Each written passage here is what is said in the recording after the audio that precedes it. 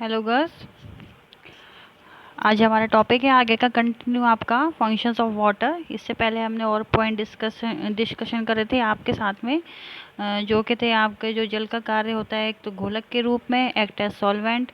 Next था आपका शारीरिक ताप को नियंत्रित रखने में, means maintenance of body temperature. स्नेह के रूप में एक्ट एज लुब्रिकेंट। और फिर था आपका फोर्थ पॉइंट था आपका कोशों के संरचनात्मक घटक के रूप में, यानी act as constituent of body cells. Fifth point था आपका निर्णात्मक कार्य के रूप में, एक्ट एज कंस्ट्रक्टिव वर्क। फिर नेक्स्ट था आपका शारीरिक तरलों के माध्यम के रूप में, यानी act as a medium of body fluid. तो गस आज का आपका नेक्स्ट पॉइंट है सेवेंथ पॉइंट, कोमल अंगों की सुरक्षा करने में, यानी प्रोटेक्शन ऑफ सॉफ्ट ऑर्गन्स। तो इसमें क्या होता है, जल शरीर के सभी कोमल अंगों को बाह्य चोट, आघात, दुर्घटना, थक्का आदि से सुरक्षा करता है। शरीर के सभी कोमल अंगों के चारों ओर दो परतों के मध्य जल भरा रहता है। गस जैसे कि जब कभी हमें कोई चोट लग जाती है भारी, या फिर आघात हो जाता है, मतलब कोई गुम चोट लग गई है, दुर्घटना हो गई है हमारे साथ, या जैसे धक्का लग गया है, तो उससे क्या होता है, जल हमारी सुरक्षा करता है हमारे अंगों की। जो कि जल जो है हमारी बॉडी में जो बाहर की परत होती है और अंदर की परत होती है, उसके बीच में भी भरा हुआ रहता है, जिसकी वजह से अगर कोई चोट लगती है तो डायरेक्ट हमारे अंगों को, इंटरनल ऑर्गन्स को नहीं लगती है। तो जो आपका जल है वो आपके जो शरीर के सभी कोमल अंगों के चारों ओर दो परत होती हैं, उनके बीच में वो भरा रहता है। जैसे आपका हृदय है, फेफड़े है, मस्तिष्क है, मेरुरज्जु आदि। यह जल इन कोमल अंगों तक चोट, आघात, दुर्घटना आदि नहीं पहुंचने देता है तथा एक गद्दी यानी कुशन की तरह कार्य करता है। अतः ये सभी बाह्य अंग चोट, आघात, दुर्घटना आदि से सुरक्षित रहते हैं। उदाहरण के लिए मस्तिष्क हमेशा ही प्रमस्तिष्क मेरुद्रव यानी सेरेब्रोस्पाइन फ्लूइड से तर रहता है, जिसके कारण किसी भी प्रकार की क्षति बिना वह आघातों को सहन कर लेता है। जो आपका ये फ्लूइड है पर मस्तिष्क मेरुद्रव यानी सेरेब्रोस्पाइनल फ्लूइड आपका, तो ये क्या है, ये हमारी जो मस्तिष्क होता है उसमें भरा हुआ रहता है हमारे मस्तिष्क से ऊपर की साइड में, जिसकी वजह से अगर कोई चोट लगती है सिर में छोटी मोटी हमारे घर में, तो जो फ्लूइड है वो हमारे जो मेन मस्तिष्क है वहाँ तक उस चोट का आघात नहीं पहुँचने देता है। फिर 8th पॉइंट है गर्ल्स आपका इसमें निरुपयोगी पदार्थ के निष्कासन है, यानी एक्सक्रीशन ऑफ वेस्ट प्रोडक्ट। जो भी हमारे बॉडी का वेस्ट प्रोडक्ट है उसको बाहर निकालना। शरीर में उपस्थित विभिन्न प्रकार के व्यर्थ, वर्ज्य एवं निरुपयोगी पदार्थ को निकालना बहुत जरूरी होता है। यदि ये व्यर्थ पदार्थ शरीर में से बाहर नहीं निकलेंगे तो शरीर में विष उत्पन्न कर देते हैं। गर्ल्स जैसे हमारी बॉडी में विभिन्न प्रकार के टॉक्सिन्स होते हैं, हम जो खाना खाते हैं उसको भी मल द्वारा बाहर निकालना बहुत ही अति आवश्यक है। मूत्र हो गया आपका, और पसीना हो गया, ये सब क्या है, ये बाहर निकलने हमारी बॉडी में से बहुत ज़रूरी है। अगर ये हमारी बॉडी में से बाहर नहीं निकलेंगे तो क्या होगा, आपका जो हमारा अंदर ही अंदर टॉक्सिन्स इकट्ठे हो जाएंगे, जिससे कि क्या है, वो विष का काम करेंगे और हमें तरह तरह की बीमारियां पैदा कर देंगे।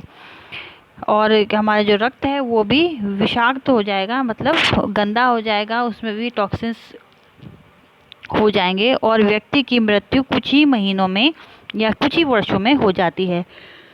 अतः व्यर्थ पदार्थ यानी कि यूरिया, आपका यूरिक अम्ल है, CO2 है, गैस है, टॉक्सिन्स हैं के निष्कासन में जल महत्वपूर्ण भूमिका निभाता है। यानी जितने भी हमारे एक्सक्रीशन प्रोडक्ट हैं, यानी आपका यूरिया हो गया, यूरिक अम्ल हो गया आपका जो हमारी बॉडी में बनता है, कार्बन डाइऑक्साइड होगी, और भी अनेक प्रकार की गैसेज हैं, टॉक्सिन्स हैं, ये सब बाहर निकालने में जल जो है महत्वपूर्ण भूमिका निभाता है।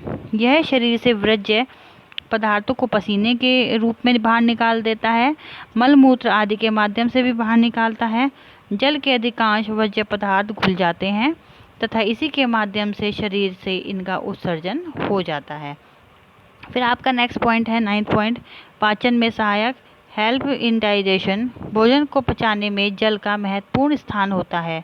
जल पाचन प्रक्रिया में मदद करता है। यह पाचक रसों को उत्तेजित करके पाचन क्रिया को संपन्न करने में पूरा सहयोग देता है।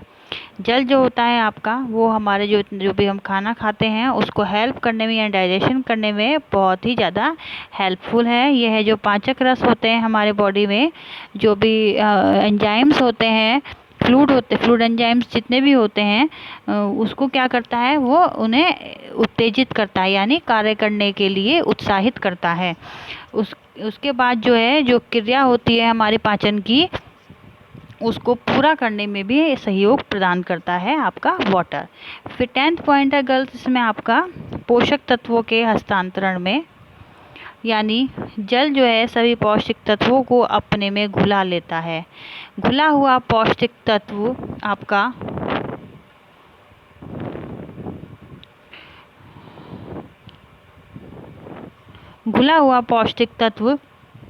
रक्त में आकर मिल जाता है तथा रक्त वाहिनियों यानी ब्लड वेसल्स तथा लसिका वाहिनियों यानी लिम्फ वेसल्स के माध्यम से शरीर में सभी कोशों में पहुंचता है। गर्ल्स, जो आपका न्यूट्रिएंट्स हैं जितने भी, उनके ट्रांसपोर्टेशन में भी जो आपका वाटर है वो एक महत्वपूर्ण भूमिका निभाता है।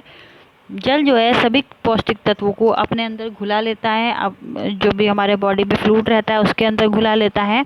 घुला हुआ पौष्टिक तत्व फिर क्या कार्य करता है, जो भी हमारा रक्त है यानी ब्लड है, वो ब्लड में आकर मिल जाता है। उसके बाद कहाँ होता है आपका ब्लड वेसल्स, यानी जो भी नर्व्स होती हैं, हमारी नसें होती हैं, उनमें जाके घुल जाता है, और लसिका वाहिनियों में आपकी लिम्फ वेसल्स में उसके माध्यम से शरीर के सभी जो कोश होते हैं, सेल्स होते हैं, इन दोनों के माध्यम से, किसके माध्यम से, आपके ब्लड वेसल्स के और लिम्फ वेसल्स के माध्यम से शरीर के सभी कोशों में यानी सभी सेल्स में जो है वाटर जो है न्यूट्रिएंट्स प्रोवाइड करता है। फिर है आपका इसमें जल के कार्य एक दृष्टि में बताए गए हैं। इसमें गर्ल्स, इसे जूम करके भी आप लोग देख सकते हैं। तो जल को 2 पार्ट में डिवाइड किया गया है आपका, एक तो घोलक के रूप में, फिर है आपका शारीरिक तरलों के रूप में। जो घोलक के रूप में है वो पौष्टिक तत्व एवं वर्ज्य पदार्थ को घुलाकर, जो जितने भी पौष्टिक तत्व होते हैं और जो भी हमारे शरीर के वर्ज्य पदार्थ हो गए यानी पसीना, मल मूत्र आदि में घुलकर। फिर शारीरिक तरलों के रूप में आ गया, इसके माध्यम से इसमें आया आपका गोलक के रूप में है आपका शरीर तापक्रम को नियंत्रित रखने में होता है, यानी पसीने के माध्यम से जो है हमारा तापक्रम को नियंत्रित रखता है। पोषक तत्वों के हस्तांतरण में आपका जो ट्रांसपोर्ट ऑफ न्यूट्रिशन है, अभी मैंने ये पॉइंट समझाया, उसमें हेल्प करता है। फिर है आपका इसमें शारीरिक तापक्रम,